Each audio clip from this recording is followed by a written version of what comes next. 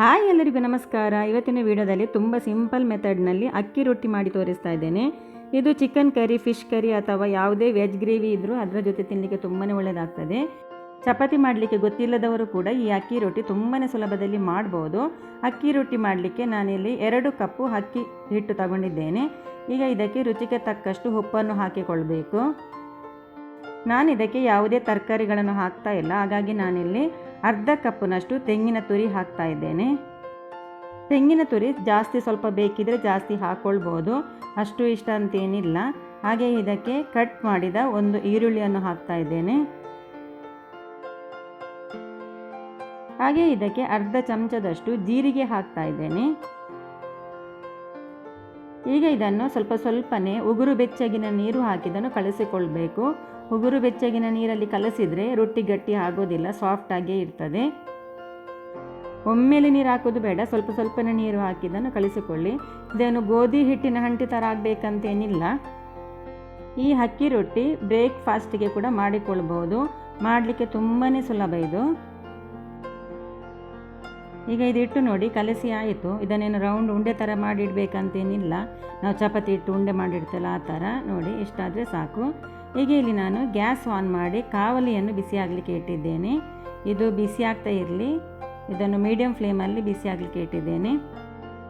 ಇಲ್ಲಿ ನಾನು ಒಂದು ಬೌಲಲ್ಲಿ ಸ್ವಲ್ಪ ಎಳ್ಳು ತೆಗೆದಿಟ್ಟಿದ್ದೇನೆ, ಹಾಗೆಯೇ ಸ್ವಲ್ಪ ಕೊತ್ತಂಬರಿ ಸೊಪ್ಪನ್ನು ಚಿಕ್ಕದಾಗಿ ಕಟ್ ಮಾಡಿ ಇಟ್ಟಿದ್ದೇನೆ. ಹಾಗೆ ಇನ್ನೊಂದು ಬೌಲಲ್ಲಿ ಸ್ವಲ್ಪ ನೀರು ತೆಗೆದಿಟ್ಟಿದ್ದೇನೆ. ರೊಟ್ಟಿ ತಟ್ಟಲಿಕ್ಕೆ ನಾನಿಲ್ಲಿ ಹೋಳಿಗೆ ಶೀಟ್ ಯೂಸ್ ಮಾಡ್ತಾ ಇದ್ದೇನೆ. ಹೋಳಿಗೆ ಶೀಟ್ ಇಲ್ಲದಿದ್ದರೆ ಬಾಳೆ ಎಳೆ ಮೇಲೆ ಕೂಡ ತಟ್ಬೋದು, ಅಥವಾ ಬಟರ್ ಪೇಪರ್ ಮೇಲೆ ಕೂಡ ಇದನ್ನು ಸ್ವಲ್ಪ ಎಣ್ಣೆ ಹಾಕಿ ಇದನ್ನು ತಟ್ಕೊಳ್ಬೋದು. ನಾನು ಇದನ್ನು ತಟ್ಟುವಾಗ ನೀರಿನಲ್ಲಿ ಕೈಯನ್ನು ಅದ್ದಿ ತಟ್ತಾ ಇದ್ದೇನೆ. ಈಗ ಸ್ವಲ್ಪ ತಟ್ಟಿದ ನಂತರ ಇದಕ್ಕೆ ಸ್ವಲ್ಪ ಮೇಲೆಯಿಂದ ಎಳ್ಳು ಹಾಕ್ತಾ ಇದ್ದೇನೆ.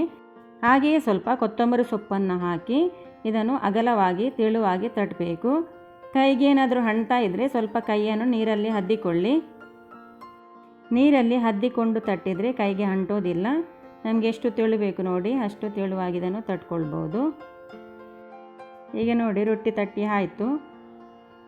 ಇಲ್ಲಿ ನಾನು ಕಾವಲಿಯನ್ನು ಬಿಸಿಯಾಗಲಿಕ್ಕೆ ಇಟ್ಟಿದ್ದೆ.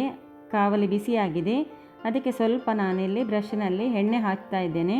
ಇದು ಕಬ್ಬಿನ ಕಾವಲಿ ಆದ ಕಾರಣ ಎಣ್ಣೆ ಹಚ್ಚಲೇಬೇಕು, ಇಲ್ಲದಿದ್ದರೆ ಸ್ವಲ್ಪ ಅಂಟಿದಾಗೆ ಆಗ್ತದೆ. ಹೀಗೆ ರೊಟ್ಟಿಯನ್ನು ಆ ಶೀಟ್ ಸಮೇತ ನಾವು ಒಟ್ಟಿಗೆ ಅದರ ಮೇಲೆ ಹಾಕಿಕೊಳ್ಬೇಕು.